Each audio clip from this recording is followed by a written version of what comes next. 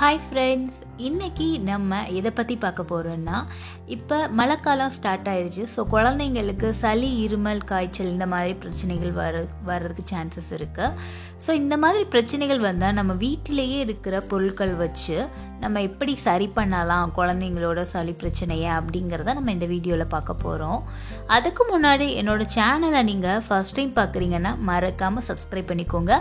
கூடவே கீழே உள்ள பெல் ஐக்கானையும் கிளிக் பண்ணிக்கோங்க. அப்போ தான் நான் போகிற எல்லா வீடியோஸும் உங்களுக்கு நோட்டிஃபிகேஷனில் காமிக்கும். வாங்க வீடியோக்குள்ளே போகலாம்.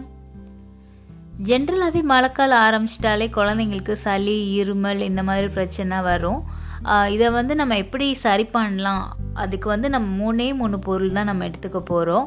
அதோட ஃபஸ்ட்டு பார்க்க போகிற பொருள் என்னென்னா கற்பூரவள்ளி. அதுக்கு இன்னொரு பேர் ஓமவல்லின்னு சொல்லுவாங்க. அதுக்கப்புறமா வெற்றிலை நம்ம எடுத்துக்கிறோம். அதுக்கப்புறம் சீரகம். இப்போ நான் 3 பொருள் தான் எடுத்திருக்கேன். நீங்கள் ஒற்றைப்படையில் நீங்கள் பொருட்களாக நீங்கள் எடுத்துக்கலாம். இது கூட நீங்கள் சேர்க்கணுன்னு விரும்புனீங்கன்னா கொஞ்சமாக பெருங்காயம் சேர்த்துக்கலாம். அதுக்கப்புறமா வெள்ளைப்பூண்டு பாதி அளவு, அந்த கம்மியாக எடுத்துக்கோங்க. இந்த மாதிரி 3, 5 அப்படிங்கிற ஒற்றைப்படையில் நீங்கள் பொருட்களை இது கூட சேர்த்துக்கலாம். இப்போ நான் சேர்க்குறது 3 பொருள் தான். இந்த கற்பூரவள்ளின்னு சொல்லும்போது எல்லாருக்கும் தெரிஞ்சது இது சளியை போக்கக்கூடியது அப்படிங்கிறது எல்லாருக்குமே தெரியும். பட் இது சளிக்கு மட்டும் இல்லைங்க, இதில் நிறைய பெனிஃபிட்ஸ் இருக்குது. அது நிறைய பேருக்கு தெரியலை.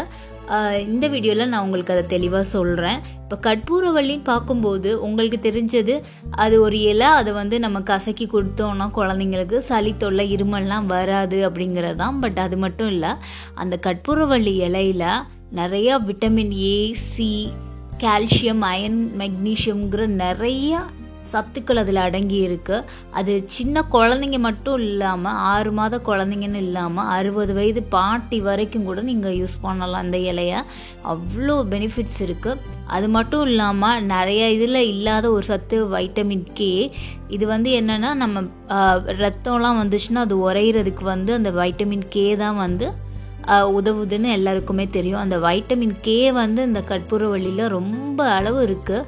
அது மட்டும் இல்லாமல் உங்களுக்கு நோய் எதிர்ப்பு சக்தியை அதிகரித்து கொடுக்கும். அதனால் கற்பூரவள்ளியை டெய்லிலாம் நீங்கள் பெரியவங்க எடுத்துக்கலாம்.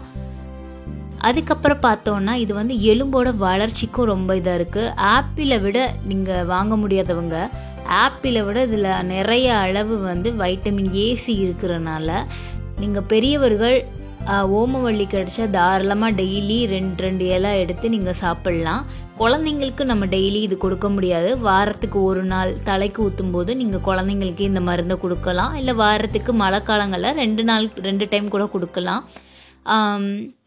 அது மட்டும் இல்லாமல் இந்த இலையை ரொம்ப அதிகப்படியாகவும் நீங்கள் எடுத்துக்கக்கூடாது. குழந்தைங்களுக்கு நீங்கள் இதை கசக்கி பிழிந்து கொடுக்கும்போது ஒரு சங்கில் அவங்களோட மந்த் வைஸ் நீங்கள் இன்க்ரீஸ் பண்ணிக்கோங்க. இப்போ 6 மாத குழந்தைன்னா 1/4 சங்கு கொடுங்க போதும். அது மாதிரி அவங்க மந்த்துக்கு ஏற்றாப்புல நீங்கள் இன்க்ரீஸ் பண்ணிக்கோங்க. இதுதான் கற்பூரவள்ளியோட பெனிஃபிட்ஸ். இதோட விட நிறையாவே இருக்குது. நான் இந்த வீடியோவில் கம்மியாக தான் சொல்லியிருக்கேன். அடுத்து பார்த்தோன்னா வெற்றிலைன்னு பார்த்தோன்னா அது எல்லாருக்குமே தெரியும். அதில் கால்சியம் சத்து நிறையா இருக்குது அப்படிங்கிறது. நிறையா இப்போ வரைக்கும் எல்லா சுபகாரியங்கள்லேயும் நம்ம அந்த வெற்றிலையை தான் யூஸ் பண்ணுறோம். அந்த வெற்றிலையை நம்ம வாங்கிட்டு இப்போல்லாம் அந்த பாட்டிகள்லாம் கிடையாது வெற்றிலை போடுறக்கு. அது அப்படியே நம்ம வேஸ்ட்டாக கீழே தான் போடுறோம். ஆனால் அந்த வெற்றிலையிலும் அவ்வளோ பெனிஃபிட்ஸ் இருக்குது. அதில் அயன், கால்சியம் அதிகப்படியாக இருக்குது. அதனால் இனிமேல் வெற்றிலை நீங்கள் வாங்கும்போது கீழே போடாமல் அதை மென்று சாப்பிடுங்க. அது ரொம்பவே உடம்புக்கு நல்லது. இப்போ குழந்தைங்கன்னு நம்ம பார்க்கும்போது குழந்தைங்களுக்கு இப்போ சளின்னு சொன்னால் என்ன பண்ணுவாங்கன்னா பெரியவங்க அதை தீயில வாட்டி அவங்களோட நெஞ்சில் வச்சு கட்டுவாங்க. அப்படி கட்டும்போது சளி கரையும் அப்படின்னு சொல்லுவாங்க. இப்போ அந்த வெற்றிலையை தான் நம்ம எடுத்துக்க போகிறோம். அடுத்து நம்ம எடுத்துக்க போகிற பொருள் என்னென்னா சீரகம் எல்லாருக்கும் தெரியாது, செரிமானத்தை தூண்டும். அதனால் செரிமான பிரச்சனை இருக்கிறவங்க அதை எடுத்துக்கலாம். இந்த 3 பொருளுமே செரிமான பிரச்சனை இருந்துச்சுன்னா எடுத்துட்டிங்கன்னா கண்டிப்பாக க்யூர் ஆகும்.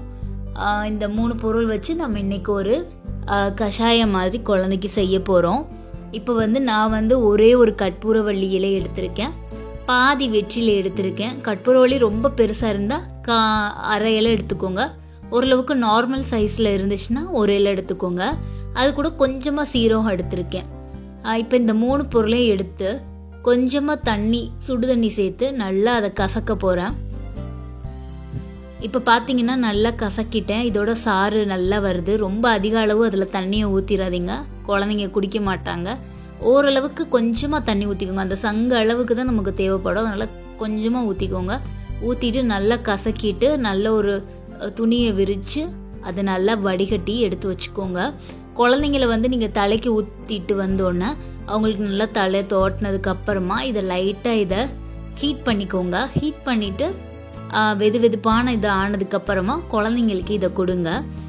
கொஞ்சம் உரைக்கிற மாதிரி தான் இருக்கும் குழந்தைங்களுக்கு. பட் ஆனால் இது ரொம்பவே உடம்புக்கு அவங்களுக்கு நல்லது.